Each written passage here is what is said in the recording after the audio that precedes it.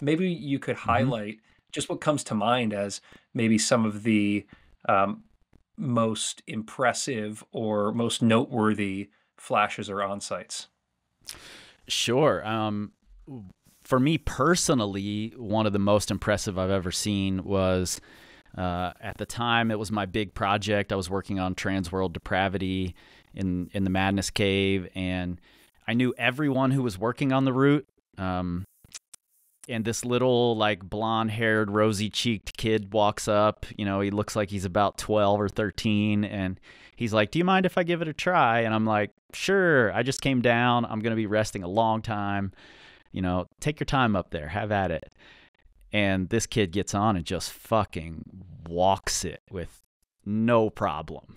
you Oh know no, who no was it? he didn't slow down for a second.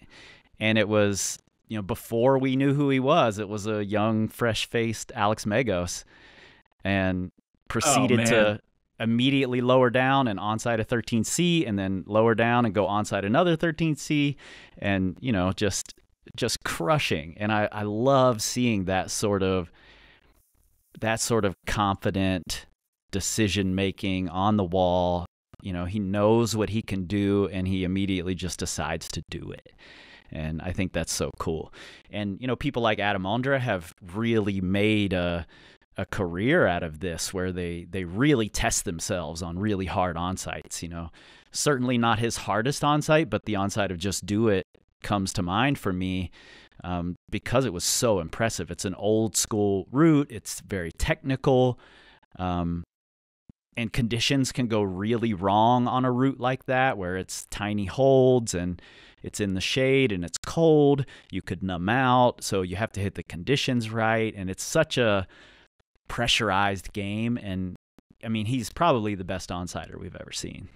This is you're hitting a level of mastery when you can go up to a route that's going to be incredibly difficult, even if you know the moves and you're able to put it together. Uh, for those of us who, let's bring it back to earth for a second here. For those of us Yeah. who aren't Alex Begos, who aren't Adam Ondra, who aren't Katie Brown, uh, for those of us who maybe are climbing, let's say we're a 5'11" climber. Is there a rough rule of thumb that you have that says, well, maybe you should be trying to flash or onsite at a certain grade? Yeah, I think there's a rule of thumb that I think holds true for the most part. And it'll let you know whether you need to work on one or the other, I think, Hmm. red pointing or on-site or flashing. And most people can on-site, if they're a well-rounded climber, they can on-site roughly around one full number grade on the Yosemite scale below their hardest red point. So if we look at, you know, Adam Ondra, he's on-sighted 14D. He may have on-sighted 15A or flashed 15A by now. For some reason, I think I remember seeing that.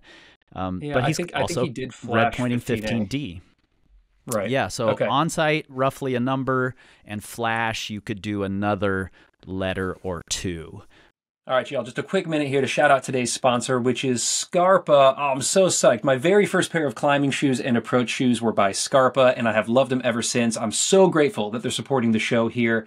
Y'all, whether you are smearing granite like Amity Warm, towing into steep pockets like Maddie Hong, bouncing from volume to volume like Nathaniel Coleman, or tossing crazy heel hooks like Alex Puccio, Scarpa has got you. They have been making the best footwear for peak performance as well as sustainability since 1938. They are here to take care of your adventures. You can shop the entire collection at scarpa.com. Scarpa, no place too far. Let's get back to the video.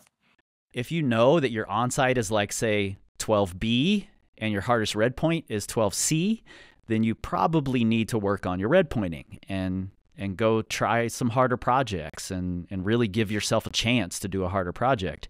And vice versa, if your hardest send is 12D, but your hardest on-site is 11A, you probably need to step up the on-site attempts, given that you have those climbs available.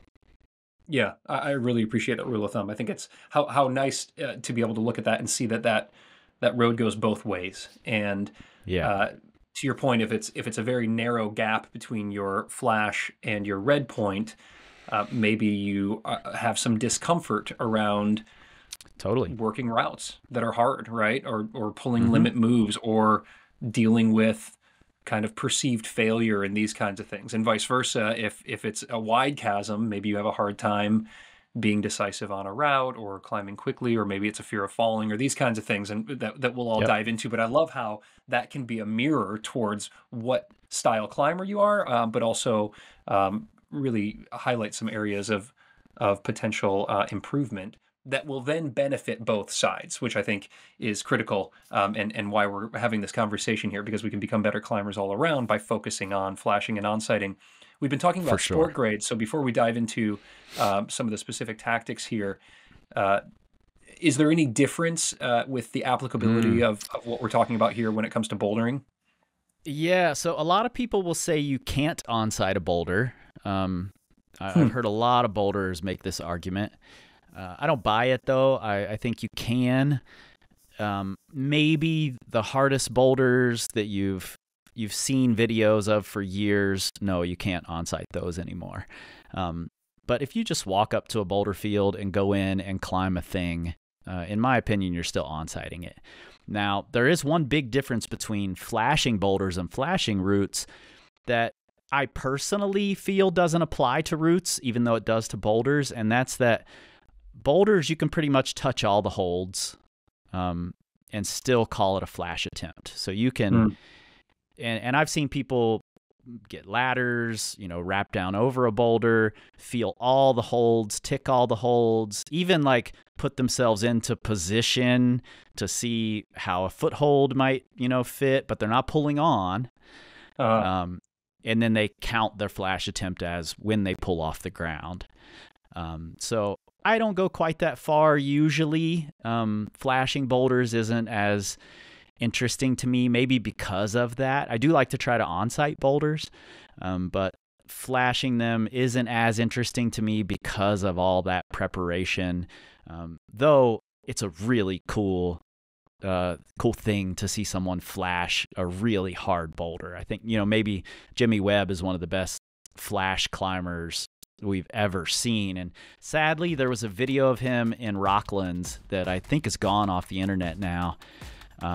But it was showing him flashing a bunch of V13s in Rocklands, and it's one of the most amazing displays of climbing I've ever seen. So the people who take that to its limit are incredible.